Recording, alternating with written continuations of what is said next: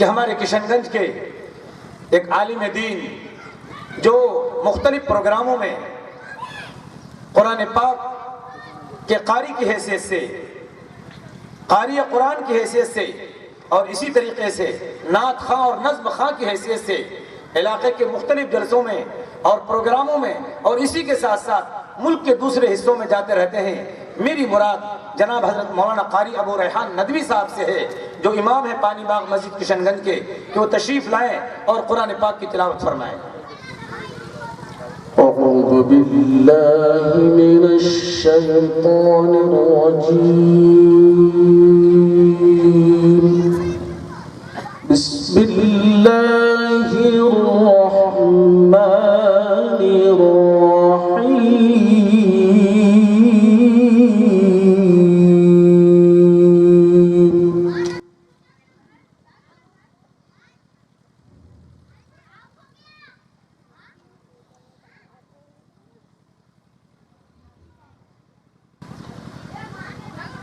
إذا السماء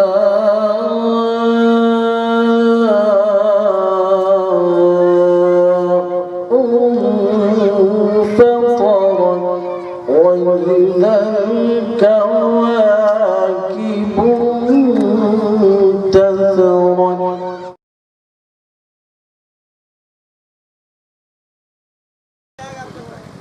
وإذا البحار فجرت وإذا القبور بعثرت علمت نفس ما قدمت وأخرت.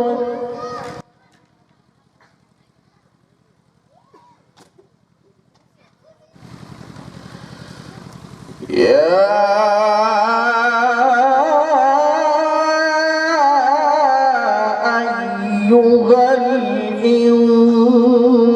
الإنسان ما غرك بربك الكريم.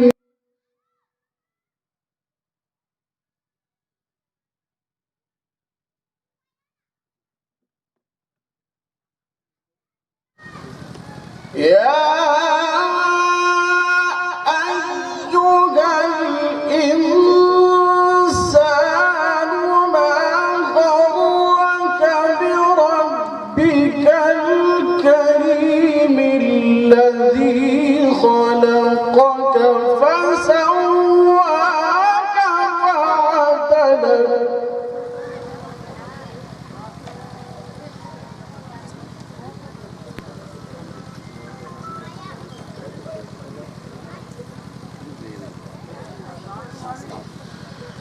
الذي خلقك فسواك فعدلك في أي صورة ما شاء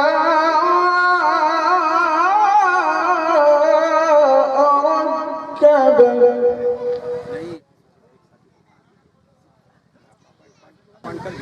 كلا بل تكذبون بالدين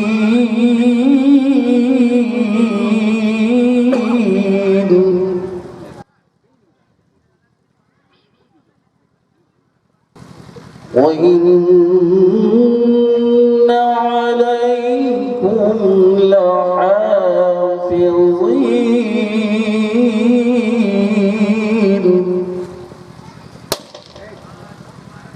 كراما كاتبين يعلمون ما تفعلون.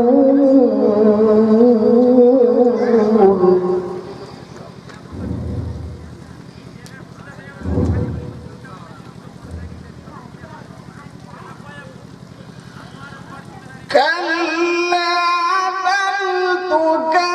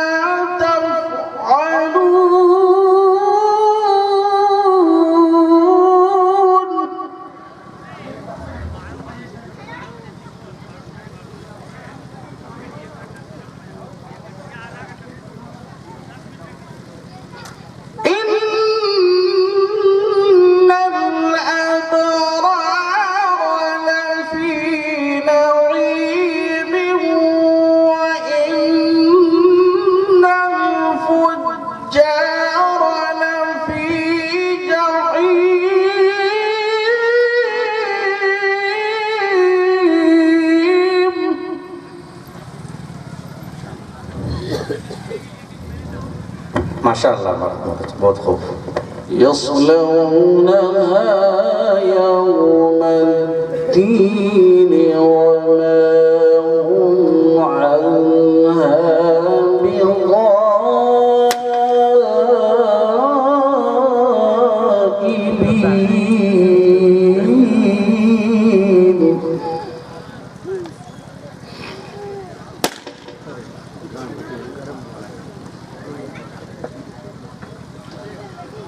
وما أدراك ما يوم الدين ثم ما أدراك ما يوم الدين.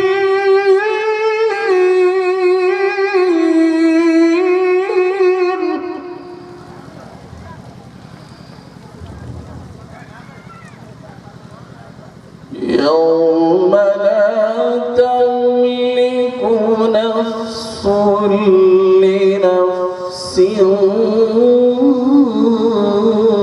شيئا والأمر يومئذ لله.